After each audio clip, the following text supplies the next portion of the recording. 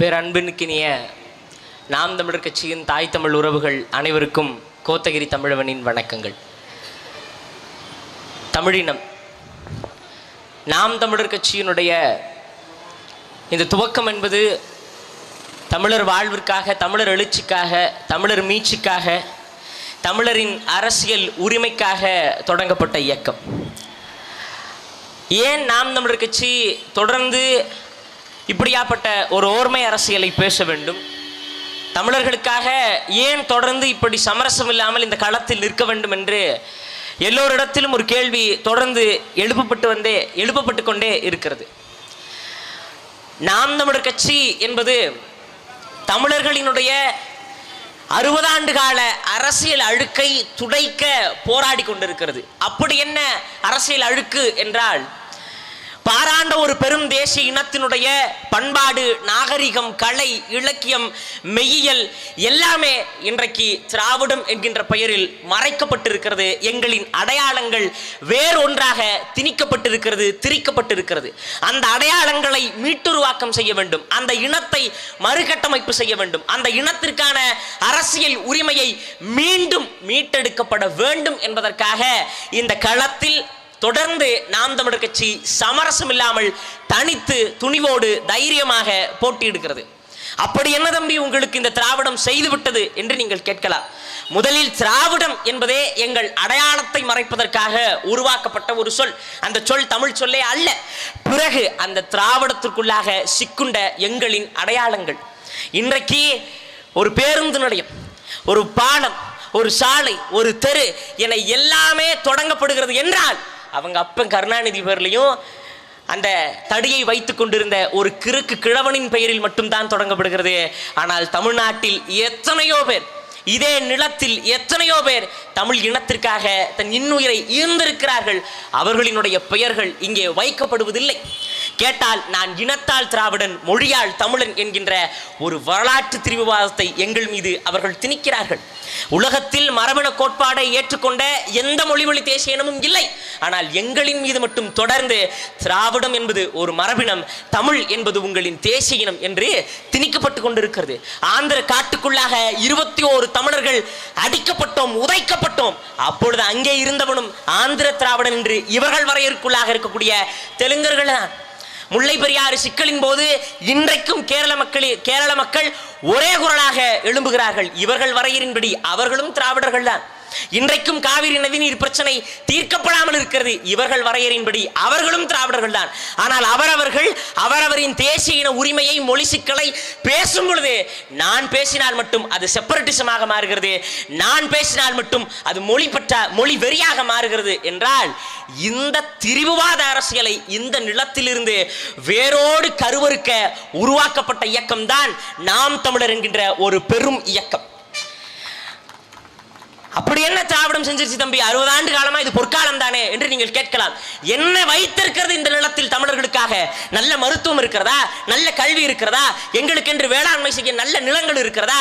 நாங்கள் தினந்தோறும் அன்றாடம் போய் வர நல்ல சாலைகள் இருக்கிறதா? நாங்கள் பயன்படுத்தக்கூடிய அரசு பேருந்துகள் தரமாக இருக்கிறதா? நாங்கள் குடிப்பதற்கு நல்ல குடிநீர் தரமாக இருக்கிறதா? எங்கள் குப்பைகள் தொடங்கி திடக்கழிவு மேலாண்மை கூட இந்த தேசத்தில் முறையற்று இருக்கிறது என்றால் 60 ஆண்டு காலமாக என்னடா ஆச்சு? இது புடுங்கனாச்சு. இந்த ஆட்சி, இந்த தேர்தலோடு பிரபாகரனின் பிள்ளைகள் ஓலித்து கட்டுவோம், இந்த தேர்தலோடு திராவிடத்திற்கு தமிழ் தேசிய பிள்ளைகள் முடிவுரை எழுதினார்கள் என்று வரலாற்றினுடைய பக்கங்களில் நாங்கள் எழுதுவோம். அதனால் தானே இந்த நிலத்தில் நாங்கள் வந்திருக்கிறோம். எதிலிருந்து? ஒரு எதிர்கட்சி தலைவருங்க நேற்று சொல்றார், இந்த கவுண்டம்பாளையத்தை 3 முறை வென்று சட்டமன்றத்திற்கு போன கட்சி அஇஅதிமுக. குறைந்தபட்சம் மக்கள் நலன்னா என்னன்னே தெரியலங்க.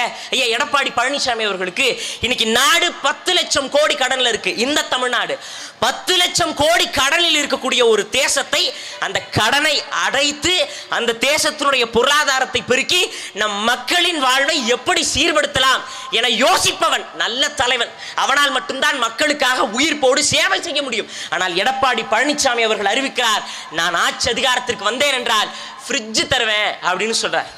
மாதந்தோறும் மகளிருக்கு 2000 ரூபாய் கொடுப்பேன், ஆண்களுக்கும் இலவச பேருந்து நான் கொடுப்பேன் அப்படின்னு. இந்த பக்கம் பார்த்தா ஐயா ஸ்டாலின் அவர்கள், நாங்கள் மீண்டும் ஆட்சிக்கு வந்தால் மகளிருக்கு மாதந்தோறும் ஊக்கத்தொகை உறுதியாக வழங்கப்படும். அதே போல இலவச பேருந்து நாங்கள் தருவோம் என்று மானம் இழந்து போனோமா தமிழினம்? விருந்தோம்பலில், கொடுத்தலில், ஈகையில், கொடையில், அறிவில், வீரத்தில் சிறந்த இனம்.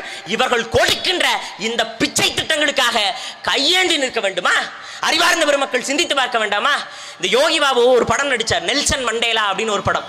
இந்த நெல்சன் மண்டேலா திரைப்படத்துல யோகி பாபு நடுவில் உட்கார வச்சுக்கிட்டு இந்த பக்கமும் இந்த பக்கமும் ஏலம் போடுவான். நான் 1 லட்சம் தாரேன், நீ 2 லட்சம் தாரியா அப்படின்னு சொல்லி ஏலம் போடுவது போல தமிழர்களினுடைய வாக்கிற்காக நம்முடைய தன்மானத்தை எல்லாம் பொருட்படுத்தாது நம்மை ஏலம் போட்டுக் கொண்டிருக்கிறார்கள் இந்த இருவரும் திராவிட கட்சிகள்.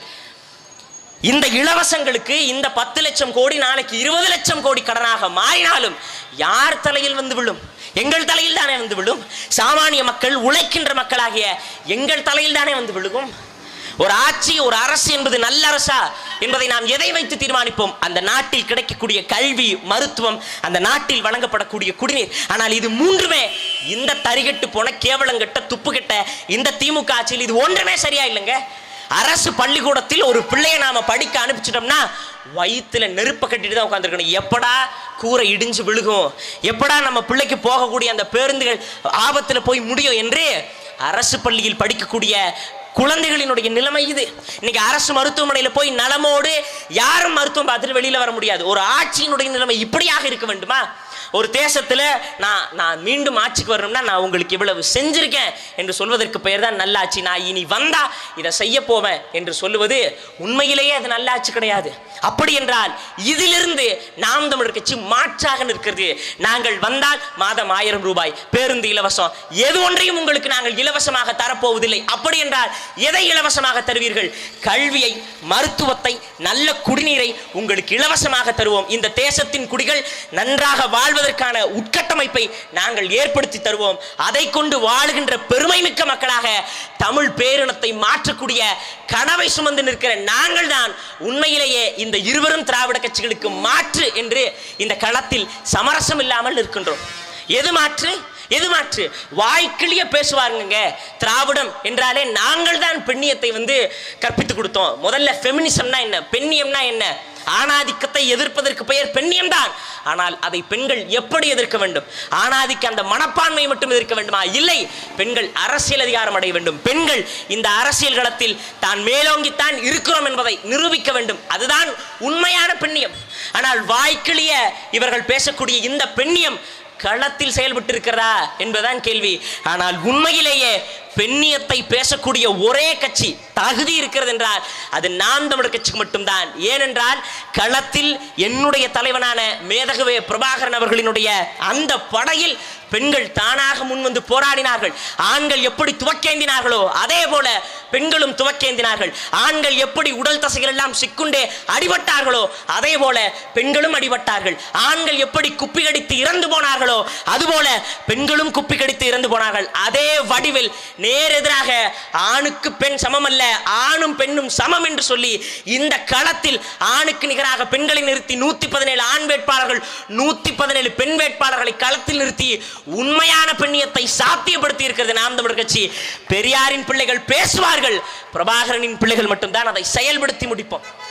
நீங்க சொல்லலாம் 15 ஆண்டு காலமா நாம் தமிழர் கட்சி பேசிட்டே தானே இருக்கீங்க, நீங்க ஒரு கூட்டணிக்கு போலாம்ல தம்பி அப்படின்னு சொல்லலாம். கூட்டணிக்கு போனா நீங்க ஒரு 40 சீட்டு உங்களுக்கு தருவாங்க. அதுல இருந்து நீங்க ஒரு 20-30 சீட்டு நீங்க ஜெயிச்சு சட்டமன்றத்துக்குள்ள போய் சீமான் நல்லா பேசுறாரு, சட்டமன்றத்துக்குள்ள போய் பேசலாம் தானே அப்படின்னு பாமர மக்கள் எங்க கிட்ட கேட்கிறாங்க. அவங்களுக்கு எல்லாம் சொல்லக்கூடிய ஒரே ஒரு பதில் என்னவென்றால், கூட்டணிக்கு போயிட்டோம் அப்படின்னா எங்கள் இன நலனை, எங்கள் இன உரிமையை எங்களால் பேசவே முடியாது. நான் பெரிய உதாரணத்துக்கெல்லாம் போல எங்கள் ஐயா திருமாவளவன் அண்மையில நடந்துச்சு. ஏறக்குறைய 2019 நாடாளுமன்ற தேர்தலில் இருந்து அவர் அந்த கூட்டணியில் இருக்கிறார். ஆனா இன்னைக்கு அவருக்கு வழங்கப்பட்டிருக்கக்கூடிய இடங்கள் என்பது வெறும் 8 இடம். ஆனா நேத்து வந்தவங்களுக்கு லாபி அரசியலின் காரணமாக 10 சீட்டுகள் கொடுக்கப்படுது. திருமாவளவன் என்ன அந்த கூட்டணியில் இருந்து கொண்டு அந்த 8 சட்டமன்ற சீட்டுகளையும் வைத்துவிட்டு ஒடுக்கப்பட்ட மக்களுக்கான தலித் மக்களினுடைய அரசியலை பேசுவாரா? கிடையாது. சத்தியமா கிடையாது. வெறுமனே அந்த கூட்டணிக்கு முட்டு கொடுக்கணும். அதிமுக ஆட்சியில் நடந்த பேரவலங்களை எல்லாம் பேசிய அதே வாய் திமுக ஆட்சியில் நடக்கக்கூடிய பேரவலங்களை கண்டும் காணாமல் போகிறது என்றால் நீர்த்து போகும். அந்த அரசியலினுடைய கொள்கையின் தத்துவம் நீர்த்து போகும். ஆதலால் தான் நாங்கள் செத்து மண்ணோடு புதைந்தாலும் சரி, இந்த தலைமுறை ஆட்சி அதிகாரத்திற்கு வரவில்லை என்றாலும் சரி, என்றொரு நாள் தமிழ் தேசியமும் நாம் தமிழர் கட்சியும் அதிகாரத்திலும் சட்டமன்றத்திற்கும் செல்லும் என்கின்ற பெரும் நம்பிக்கையில் நாங்கள் தனித்து தைரியமாக துணிவோடு இந்த களத்தில் இருக்கிறோம். உண்மையிலேயே 2026 சட்டமன்ற தேர்தலில் ஒவ்வொரு மான தமிழனும் வாக்கு செலுத்த வேண்டிய கட்சி நாம் தமிழர் கட்சி, வாக்கு செலுத்த வேண்டிய சின்னம் இந்த விவசாயி சின்னம். இதெல்லாம் வேணாங்க, நான் உங்களுக்கெல்லாம் போட மாட்டேன், நான் விஜய்க்கு தான் போடுவேன் அப்படின்னு நீங்க சொன்னீங்க அப்படின்னா உங்களுக்கு நான் பெரிய உதாரணம் சொல்றேன்.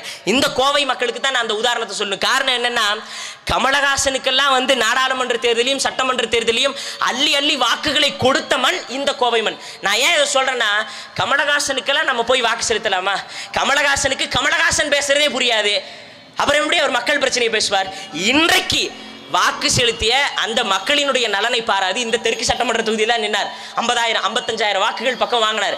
அந்த மக்களினுடைய நலனை எதையுமே கண்டு கொள்ளாது இன்றைக்கு அறிவாலயத்தினுடைய கழிப்பறை காவலனாக ஐயா கமலஹாசன் அவர்கள் மாறிவிட்டார். நான் தேர்தலில் போட்டியிட மாட்டேன், எனக்கு எந்த மக்கள் நலனும் தேவையில்லை. நாளைக்கு இதே கமலஹாசனுக்கு டூப்பு போட்ட மாதிரியே விஜயும் அறிவாலயத்தையோ அல்லது கமலாலயத்தையோ அல்லது அண்ணா திராவிட முன்னேற்ற கழகத்தினுடைய வாசலையோ நக்கி பிழைக்கக்கூடிய தற்குறியாகத்தான் மாறுவார். ஏன்னா விஜய்க்கு எந்த அரசியலும் தெரியாது, எந்த அரசியல் புரிதலும் தெரியாது.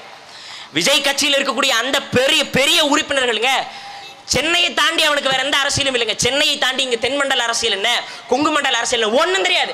சென்னையை தாண்டி அவன் வரவே மாட்டான், பனையூர் தாண்டி வரமாட்டான்.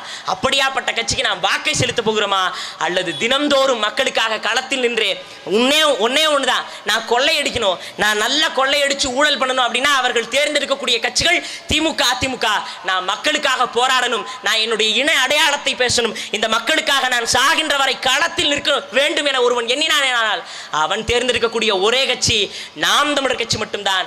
அப்படி இருக்கக்கூடிய இந்த நாம் தமிழர் கட்சியை தயவு கூர்ந்து மக்கள் கைவிட்டு விடாதீர்கள். இந்த 2026 தேர்தல் களம் நாம் தமிழர் கட்சி அதிகாரத்தில் ஏற்றக்கூடிய களமாக மாறும். தமிழ் தேசியத்தினுடைய குரல் உறுதியாக சட்டமன்றத்தில் ஒலிக்கும். இந்த கவுண்டம்பாளையம் சட்டமன்ற தொகுதியில் 3 முறை ஆட்சி அதிகாரத்தில் இருந்த கட்சி அதிமுக ஒண்ணுமே செய்யல. அடிப்படை மக்கள் பிரச்சனையை கூட தீர்க்க முடியாத கட்சிக்கு உங்கள் வாக்கா அல்லது படித்த பட்டதாரியாக நிற்கக்கூடிய எங்கள் வேட்பாளருக்கு உங்கள் வாக்கா என்பதை நீங்களே நிர்ணயம் செய்து கொள்ளுங்கள். இந்த சட்டமன்ற தொகுதியில் இருக்கக்கூடிய என் அத்தை கலாமணி ஜெகநாதன் அவர்களுக்கு விவசாய சின்னத்தில் வாக்குகளை செலுத்துங்கள். படித்த வேட்பாளர் ஒரு பட்டதாரி வீட்டில் இருந்தால் அந்த வீட்டினுடைய பொருளாதார சூழல் தொடங்கி அந்த வீட்டினுடைய நிலைமையே மாறும். அதே போல படித்த பட்டதாரிகள் சட்டமன்றத்திலும் நாடாளுமன்றத்திலும் நிரம்பி இருந்தால் நாடே மாறும் என்பதை கூறி பிரபாகரனின் பிள்ளைகளாக, சீமானின் தம்பிகளின் தங்கைகளாக உறுதியாக 2026 தேர்தல் களத்தில் வெல்லுவோம். திராவிடத்திற்கு முடிவுரை எழுதுவோம். நன்றி, வணக்கம். நாம் தமிழர்.